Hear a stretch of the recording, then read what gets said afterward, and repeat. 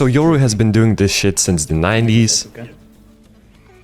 And we have to talk about it. Hello everyone who doesn't know me, I am an Immortal 2 coach, and my job and my mission is to make everyone great at Valorant without improving their aim. So if you want to improve at Valorant without improving your aim, you should check out my YouTube channel. And today I'm going to talk about why Yoru and Glove nerfs were necessary. Controversial? Exactly. We're going to talk about why you think that they weren't necessary, those changes. And we're also going to talk about how to play with these agents after the nerfs. Enjoy. By the way, if you want to join the community that wants to improve at Valorant and everything, like, click the link down in the description.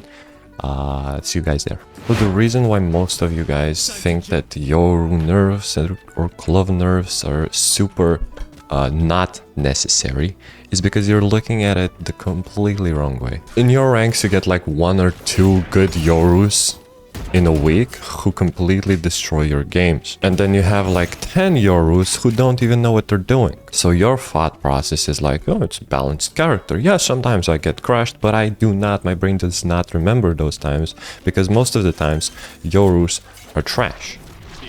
Because it's a hard character. However, in higher ranks, there is something unique that most players do not feel in lower ranks.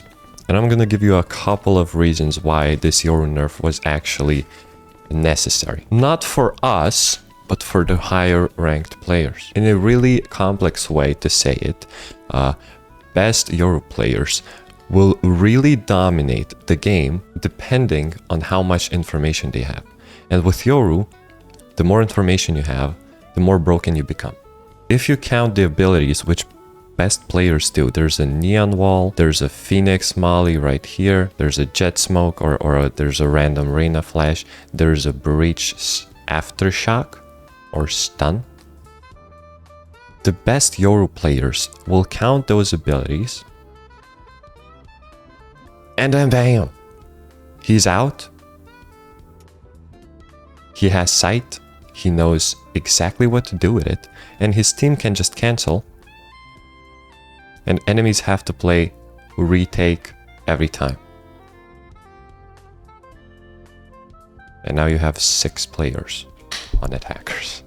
You don't feel it in your ranked games because Yoru players are not good. Simply put it, right? We're just not as good as the Radiant ones and the pro players.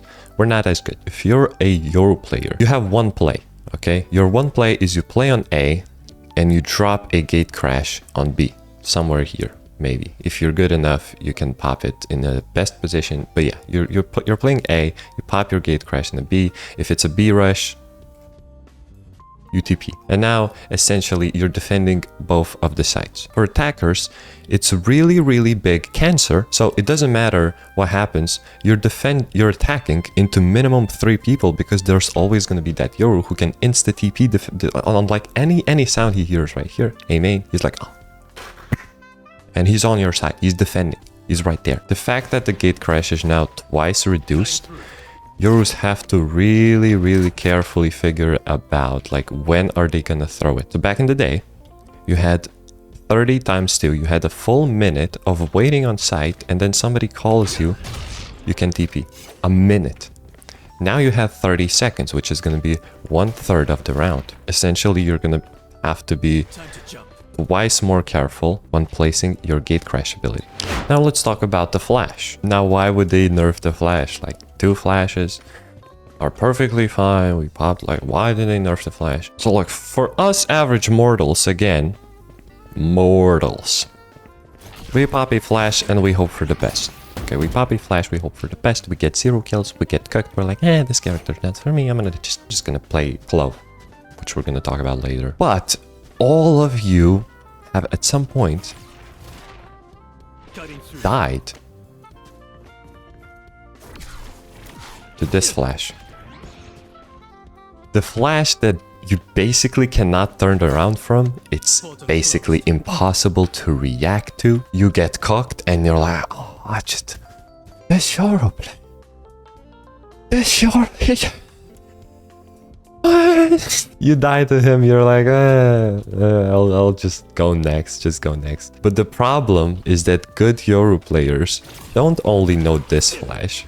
Good Yoru players know how to maneuver and pop flashes like this all over the map and punish you super easily. So once again, we're not talking why the nerf was needed in your ranks. The nerf was needed in those super high ranks, Immortal, Radiant, where Yoru is just unstoppable. What does this mean for you as a casual player?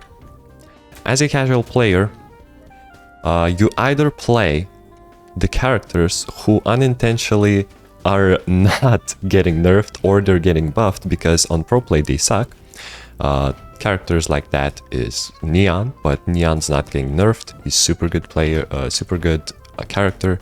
You can also play like Phoenix, because in pro play Phoenix just trash. Phoenix doesn't do anything. In lower ranks, Phoenix just bombs. I would play Phoenix. Phoenix is crazy. Now, if you want to continue to keep playing Yoru, you're gonna have to adjust a couple of strategies. Number one, if you're playing on defense, always have a flash like this and figure out what is the one flash that you're gonna be popping to actually punish your enemies. Okay, always have one flash just in case you want to go crazy. There is a flash right here, I believe.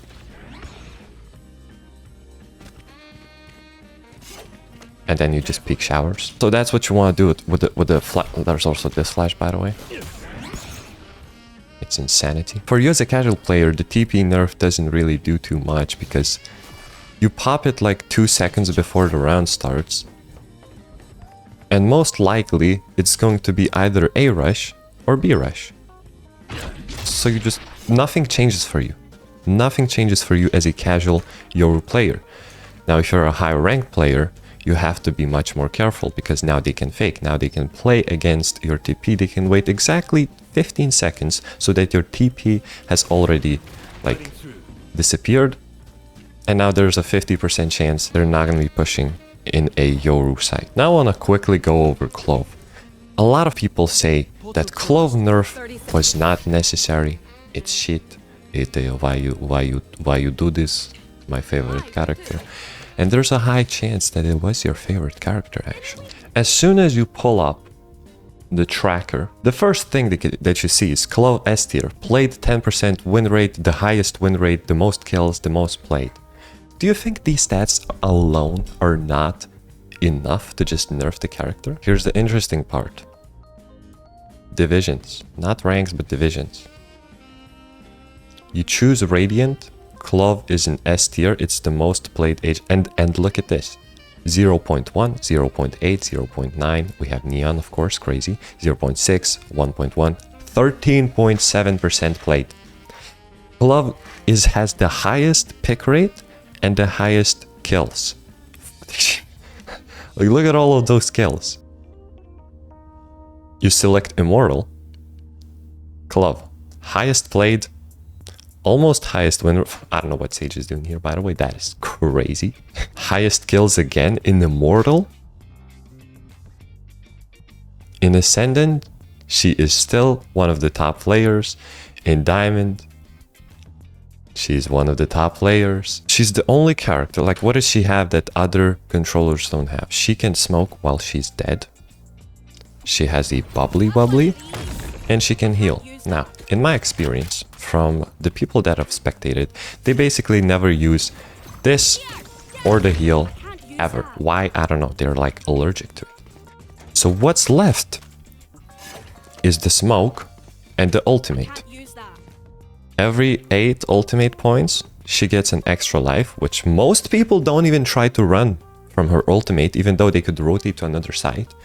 That's a big problem, but that's a problem for lower rank players. For higher rank players, is the problem is that Clove can play in middle, do whatever she wants, whatever she feels like. She can go aggressive, she can push through smokes, it doesn't matter.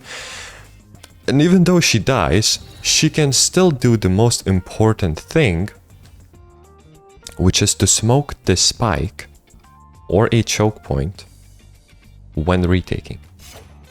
This is the only reason why Clove can perform super high in low ranks and in high ranks. In low ranks, she has the ult, nobody runs away from her ult. In low ranks, she can pop a smoke, pop a metal, and probably get a kill. In high ranks, she has the retake smoke factor. So now that the retake smoke factor has been removed, she's gonna be weaker in higher ranks. So now, just like Yoru got nerfed for the good players, Clove is getting nerf on the ability that makes her good in pro play, which is the smoke on spike when retaking. So now you understand that the nerfs happen not for you, the nerfs happen for the good players. You are just... you have no control. You have no control over the nerfs. You're just a rat in the cycle of never-ending circles. What? So yeah,